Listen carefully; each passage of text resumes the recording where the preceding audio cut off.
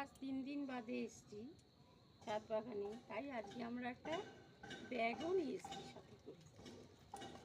এই যে পুঁই শাক,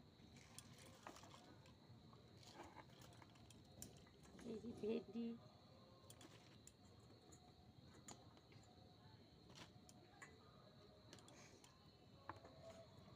এই যে চিচিঙ্গে,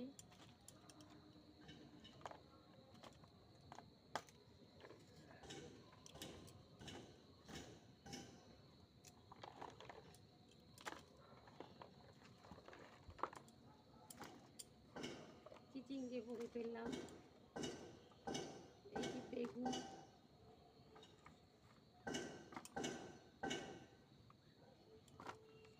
একটা ঝিঙে, একটা মালটা, আর এই এতগুলো লঙ্কা।